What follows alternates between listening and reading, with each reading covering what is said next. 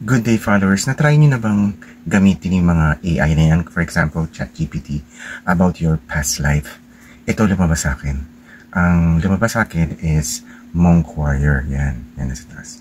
Monk Warrior. So, ang gagawin ni ChatGPT, babasahin ko bibigyan niya ng ibig sabihin yung name mo, yung surname mo, at yung middle name mo. So, basahin natin. So, sa akin, Nunez is a very old Spanish surname, often patronymic, son of Nuño, tied to the noble and knightly lineages in medieval Spain. Yung Batalier naman comes from the Catalonia, Valencia, Spain, meaning fighter or combatant, possibly indicating ancestors who were soldiers or defenders. So,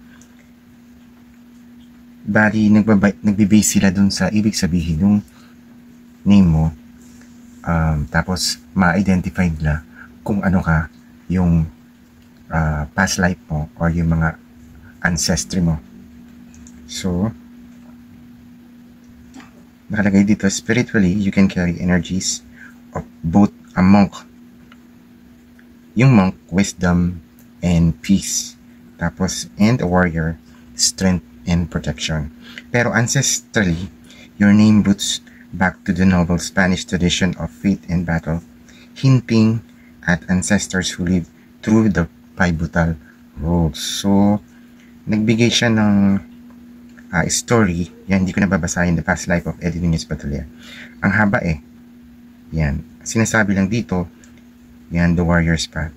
As a young man, Nuño was trained in the art of the sword. He became a soldier in service of the Lord, riding through rugged lands to protect villages from riders. He fought with courage, but unlike other warriors, he had no thirst for glory. After battles, while others celebrate with wine, Nuño would retreat to the chapel, lighting candles for the soul of the fallen, friend, and alike. So, meron din siyang monk calling. After years of bloodshed, yan, nagkaroon siya ng monk's calling. So, tapos, in that life, Eddie, your soul learned a rare lesson, that true strength is not in endless battle. A true peace is not in hiding from conflict, but in knowing when to fight and when to forgive.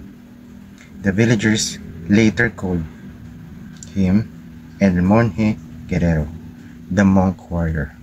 So, ako, yun, yung El Monje Guerrero, the monk warrior. His legacy was not just a battle or prayer, but of balance. Hope you learned something. Try nyo rin kung ano yung ancestral or spiritual path nyo during your past life. Hope you learned something and have a nice day, guys.